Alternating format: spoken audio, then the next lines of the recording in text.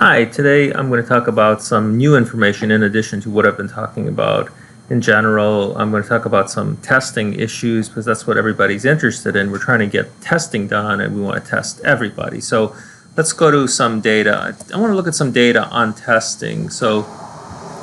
And I'm only looking at the US because I wasn't able to update any of these other countries. So just let's focus on the US only. Right now we've tested 2,816,674,000 individuals as of, and this is actually as of 4/13/2020 today, and we have 557,590 confirmed coronavirus cases. That makes about 18% of those tested, and that means that 82% were negative. So that sounds really good, right? But we'll get back to that in a second. So I just wanted to give you some information on that. In terms of our regular briefing, so we have the greatest case fatality probability of dying if one is infected is in Italy, UK, and Belgium. There are large values over 12 to 13%. France, Netherlands, a lot of European countries, and then you have Mexico creeping in here, Iran and Brazil. So those are some other countries that are climbing into this case. These are the cases per 100,000 confirmed active cases, not total cases, because that's something that people don't like to see because that overinflates the problem. In the yellow here, I put those in red because they're more deadly. And in a sense, in the United States is in this yellow zone here where we have about 4% chance of dying. We've been climbing up a little bit, thankfully not horribly fast. We have about 150 cases per 100,000. At the lower end, we have Luxembourg, even though they have a really massive cases per 100,000, right? 433 cases per 100,000, largest in the world. Their probability of dying is 2%. It probably says something about their healthcare system. Assuming everybody's reporting accurately, we have to assume people are reporting accurately. At the low end, and I added Monaco in here because there's a very wealthy country. You can see their probability of they have a large probability prevalence, per 100,000. However, number of cases per 100,000. However, their probability of dying is like only 1% there. So that tells you something about wealth disparities and death. Overall, the median, I'm going to use the median value, is 48 per 100,000 because this average is skewed to the right due to the countries that have very high prevalences, perhaps like Luxembourg. And then in terms of deaths, it's around 3 to 4%, depending on which one of those you use. Okay, let's look at just the figures. It looks a little bit more promising in terms of what's happening in the U.S. in terms of our prevalence. That's current active cases per 100,000. A little bit of a dip there. It's been growing, but I'm hoping that's a real dip. And then we're merging together with Spain and Italy.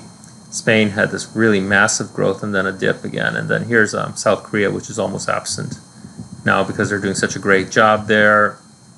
And this is a map that a figure I always show that shows relation between the proportion of the population 65 or above and hospital beds per 1,000 in blue, and this is population density. We can clearly see that there's this gap here. This is like a hospital bed gap that seems to be related to higher case fatality.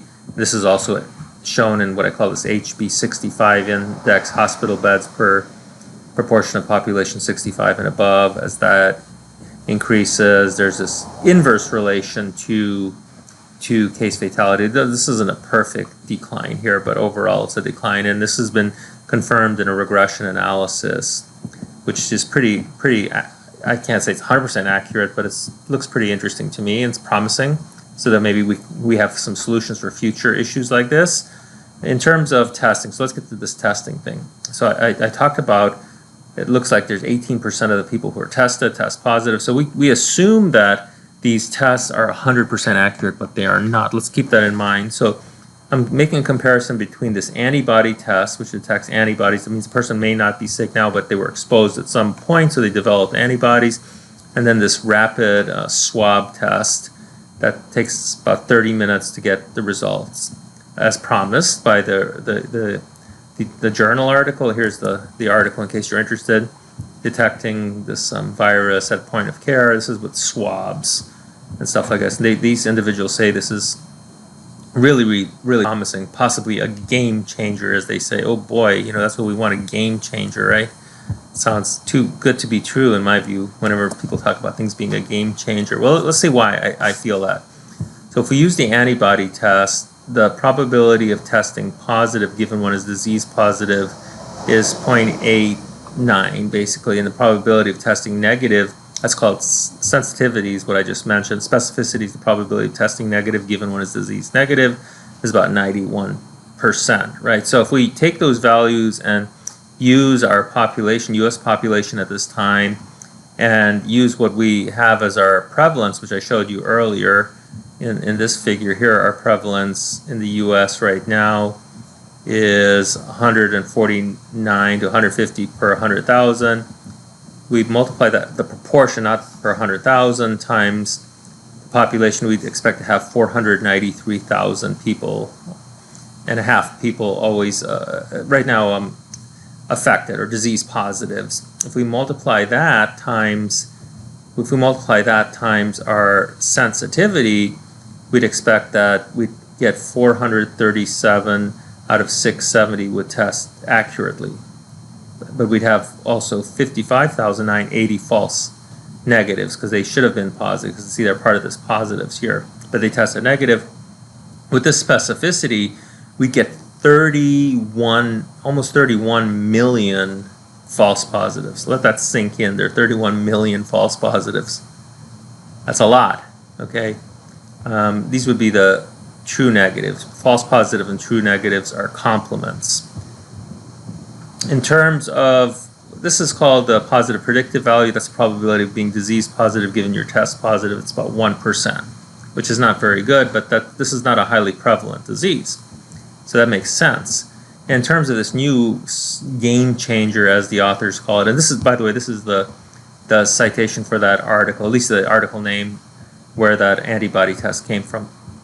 In terms of this game-changing nasal throat swab, it had horrible sensitivity. It was 0.0 and specificity was 0.73. If we use the same data we did before for the last analysis and we calculate the amount of individuals who'd be correctly identified as disease positive through the testing, we get 394,920 of them testing correctly, but we'd have 98,730 false negatives. Check this out right here. This would be the ones who are correctly identified as negative, right, using the specificity value, 0.73. That sucks. We'd have 88,798 false positives using that. That really stinks. So I just want you to understand that you cannot trust everything that you read. This is really important. That's why I always say people who do the stats and then epi always are the bearers of bad news. Not necessarily about the disease, but it's about the data analyses that are being done or the news that's being given you. Okay, well, we can also calculate net sensitivity. And I'm just presuming that if you test positive with the cotton swab, and then you'd be sent for further testing, let's say you do an antibody test like that. That's what we call sequential testing. So we can calculate the net sensitivity and net specificity for those two situations. To be considered positive, you'd have to test positive on the first, right, the swab, and the second. Then you'd be considered positive. So the rules are a little stricter for what we call sequential versus simultaneous testing, but I'm going to focus on sequential testing. So you'd have to test positive on the first and the second. We use this multiplication rule of probabilities. You'd have a net sensitivity of 71%. So again, we're talking about being confirmed positive if you have the disease, 71%.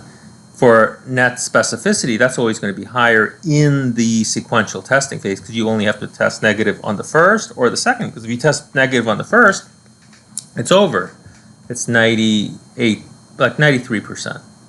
And by the way, the probability of being disease positive given you test positive is 0.4% using this swab method. So what's the bottom line here?